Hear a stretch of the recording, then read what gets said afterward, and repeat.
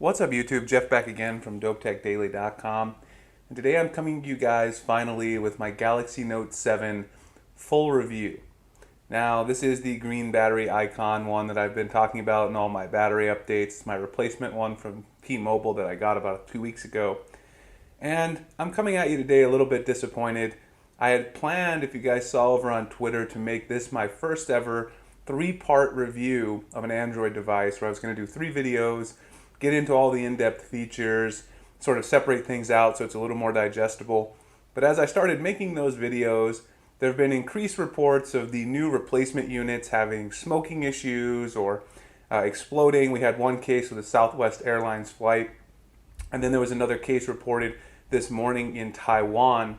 Now, those reports have not really been investigated by Samsung, but there's actually a larger problem here, and I feel like if I make a full review of this phone, it's going to be kind of wasted because there are just not enough people out there considering purchasing the device still. In the US, there's some talk that the national carriers, at&t especially, is considering discontinuing sales of the device regardless of what Samsung chooses to do because so many consumers want to return even their replacement Note 7s as all this stuff has come up this week. So I feel like, in good conscience, I can't recommend this phone to you guys. And so going through and making a 3-part review would just be a waste of my time and a waste of your time in the end if I'm just going to say I can't recommend the phone because of everything that's happened with it. Now I want to explain that a little bit in context because I know a lot of people are going to say, Jeff, are you afraid that your new Note 7 is really going to explode, or you're worried about it smoking, or you're worried about any physical damage to you or your home, your family? That's not really the case with this one because so far we haven't really seen any proof that it was in fact a replacement Note 7 outside of the guy showing the box, which is proof for some people, but I would like to see Samsung do a thorough investigation before we really jump to conclusions on that. But there's actually a larger problem at hand here when it comes to all of these reports. It's not the safety issue alone, it's actually the reports themselves that are damaging Samsung and also damaging the Galaxy Note 7 and the Note brand. So if you buy this phone now, or if you have the phone, you don't return it and get a replacement device, you've got to be a little concerned about the software support that you're going to receive from the Galaxy Note 7 going forward.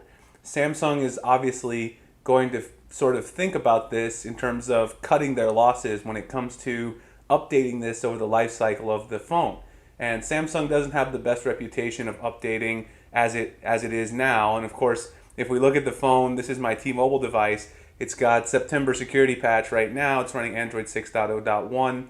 But, you know, Nougat is already out. 7.1 is coming out with a Pixel. You have to wonder how soon you're going to get those updates. Is Samsung really going to want to invest their time and energy into updating for a phone that may have a very small demographic of users left, even if they don't do a second recall? If they investigate and find out that the guy on the Southwest flight, perhaps it wasn't really a replacement unit or there wasn't an issue, they might not want to invest their time and energy in getting the Note 7 updated as a priority, and that's a real concern as a consumer going forward. So in terms of software updates, I don't want to recommend it to someone who watches my video and I say this is a great phone, it's got all these great features, and then they don't get that support going forward, especially given that Samsung already has a track record of not doing that timely of updates with its phones that haven't exploded or had recall issues. In addition, there are a couple other reasons that you might not want to buy this phone. Several regulatory bodies like the FAA here in the US and other travel bodies throughout the entire world have banned the Galaxy Note 7 for use aboard planes, aboard their vessels, etc., because they're worried about the safety hazard that it poses to other passengers, to their crew, etc. And so if you travel a lot, which the demographic for this phone, of course, due to one of the big things that the Note's always been for, right? The name comes from the S Pen. A lot of business users buy this phone. Also, a lot of people who do business, they travel a lot for business. And so if you can't bring this on planes, or you can't bring it where you travel, that's a huge drawback. You're going to need a separate phone when you travel. And after paying $900 for this one, that's a little ridiculous in my personal opinion. The third thing is resale value. So a lot of people who buy the Note, they like to upgrade every year. So next year when the Galaxy Note 8 comes out, it's time to sell your Galaxy Note 7. All of the Note 7s are going to be poorly affected in terms of resale value on this third-party market like Swappa, Craigslist, eBay, because of the explosion issue. The people buying them are going to be skeptical that they're getting a phone that's actually in good condition, that's not going to explode, and there's a lot of panic about it in the average consumer base. So good luck selling that phone next year for anything more than maybe $100. And I'm not even kidding. That's not even exaggeration. You may not be able to get more than that for it next year unless you find a really, really savvy consumer who can do the investigation and find out. Now, all of this is assuming that the second replacement units are not recalled. If those are recalled, then obviously you should return it and get a new device. There's no questions asked about that. But these are things to consider even if Samsung shows that the cases that have come out in the last few days are in fact bogus, but you still have these legitimate concerns about software, about resale value, about traveling with your phone, about people being paranoid whenever you're using the phone in public. Also, some shipping companies are not allowing you to ship the Galaxy Note 7. The UK has had this issue. I've also heard some reports of USPS here in the US being skeptical about shipping Samsung phones. My fiance actually just shipped back her Galaxy Note 5 to me so I can sell it on Swappa because she upgraded to the Note 7. And they actually were asking her whether or not that was a Note 7 she was shipping because they were paranoid about that. So these are a lot of issues you're going to have to contend with. So at the end of the day, I can tell you sort of short synopsis of what was going to be a very long review. The hardware on this phone is fantastic. I love the build. It's beautiful. The coral blue is one of my favorite colors that I've seen on a smartphone.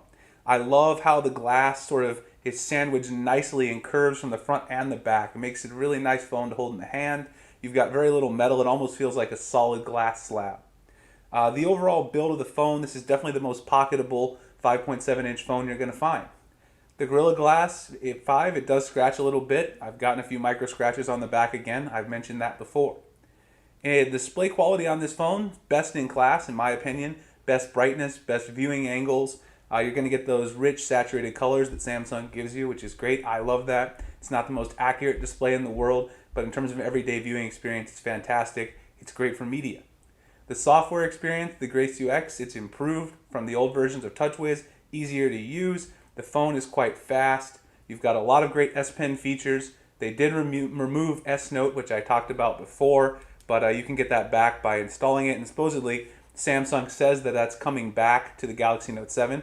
But that's another thing I'd be paranoid about is how much are they going to support these Note features until the Note 8 comes out next year, and then they want people to forget the Note 7 name and all of these issues that it's had.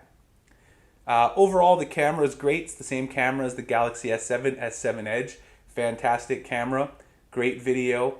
You've got fast charging on here, USB Type-C. The iris scanner works pretty well. I mentioned in the past, doesn't work great with my glasses, but as people have told me, it's not supposed to work with glasses. I know that. Fingerprint scanner, very fast. A ton of features on this phone. If you're the feature-savvy consumer, you can't go wrong with the Note 7 from a hardware perspective. Purely, I love the performance. Gaming has been pretty smooth on the phone overall. I haven't really had any overheating issues with my new Note 7 since I got it. The only downside, again, is I had some battery life issues. I've only gotten about 3.5 hours screen on time on average, which I'd say is pretty mediocre for me. It's not that great. Get about 4.5 to 5 on my S7 Edge on T-Mobile. The only other issue that I was going to mention in the review is I have had the camera start to force close, depending on what apps I have open. I don't know what bug that is. It's not doing it right now, of course. But the camera has done some force closing whenever I have a bunch of apps running. I don't know if that's a known bug and other people are having that issue. But that's another place where I wonder how quickly Samsung will push updates for things like that. Camera bugs, app force closes, performance issues. Will they be invested in updating this phone going forward because of the issues? So in terms of the hardware, this is actually the best phone for me because of my job. I use the phone a lot. I use the S Pen a lot. It's the best phone for the power user in 2016 if it weren't for all of these issues. But because of all these issues, to the everyday consumer who only has one phone, I can't recommend that you spend $900+ on this and then have all those question marks that I mentioned earlier. For me, it's a different story, right? I've got 30 phones. I review phones. If for some reason Samsung doesn't update the software on this phone, I'm not going to be left without timely software and security updates. I've got a bunch of other phones and I'm buying new ones all the time. So for me, it's kind of a different story. Am I going to keep my phone? That's a good question. If there's a full recall on the second Note 7s Obviously, I'm not going to keep the phone. I'm going to return it because that's the smart thing to do. If Samsung determines there's a safety issue with this second batch of Note 7s, I will take it back, get my money back, and just move on. But if there is not a second recall, if Samsung determines that the phones are in fact safe, I probably will keep mine just because, again, for the same reason, I have so many phones and I do like using the S Pen overall. But for the people who are only going to get one phone, I just don't think it's worth it. Alright guys, so that's my full review of the Galaxy Note 7. I really wish it would have been longer. I wanted to do the 3-part series review. I'm going to try to do that with the iPhone maybe. I just don't know if there's enough to talk about with the iPhone because it just doesn't have nearly as many features. I hope you guys enjoyed the video. Please like and subscribe if you enjoy my content. You can find me at dopetechdaily.com, Google+, Instagram, and Twitter. The link's in the description. I really appreciate you guys checking out this video. Let me know what you guys think in the comments, and I'll see you in the next one. Thanks a lot for watching.